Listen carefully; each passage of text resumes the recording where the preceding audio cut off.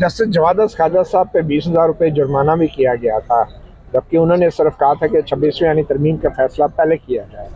تو آپ کے خیال میں آئینی بینچ نے وہ جو فیصلہ کیا تھا اس کی کیا وجہ ہو سکتی ہے؟ میں یہی کہوں گا کہ بہت افسوسناک کی بات،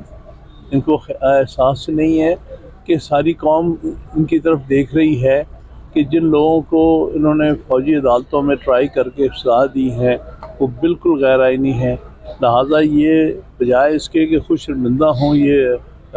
پٹیشنرز کے اوپر یا رسپونڈنٹس کے اوپر جرمانہ ڈالنے کی کوشش کریں، یہ بڑا افسوس ہے۔ اچھا سر، یہ جو دو مطالبات سامنے آ رہے ہیں، ایک تو کمیشن ہے، دوسرا رہائی کا مطالبہ آ رہا ہے، کیا پی ٹی آئی بطور ایک سیاسی جماعت اس کے بعد میں مزید مطالبات بھی ہوں گے؟ بس یہی دو مطالبات ہیں؟ یہ تو نیگوسیشن شروع کرنے کے لیے مطالبات ہیں، نیگوسیشن کے مطالبات نہیں ہیں، یہ تو ماحول پیدا کرنے کے بعد جس کو ہم کہتے ہیں نا کانفیڈنس بلڈنگ میجرز ہے کہ جی آپ ایک ایسی صورتحال پیدا کریں جس میں کہ آسانی سے بات چیت ہو سکے۔ اگر ایک لیڈر جو کہ سب سے پاپولر لیڈر ہے پاکستان کا اور جس کے ساتھ آپ مذاکرات کرنا چاہتے ہیں ان کو آپ جیل میں رکھتے ہیں،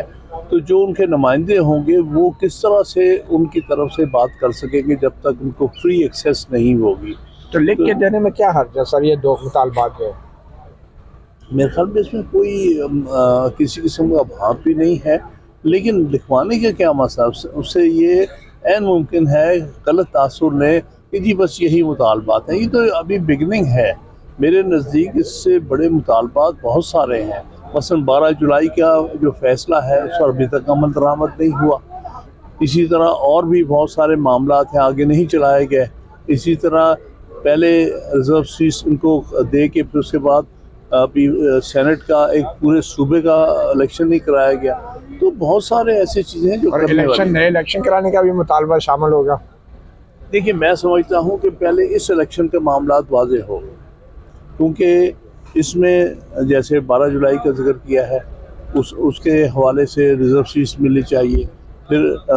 سینٹ کو مکمل کرنا چاہیے، پھر یہ ٹرائبونلز جو ہے وہ ان کو فی الفور کام کر کے جتنے بھی شکایات ہیں پنجاب میں کے پی میں ان سب کے فیصلے ہونے چاہیے، تاکہ اس کے بعد صحیح معنی میں پارلیمنٹ ریپرزینٹیو پارلیمنٹ ہوگی، اس سے پہلے تو نہیں ہے۔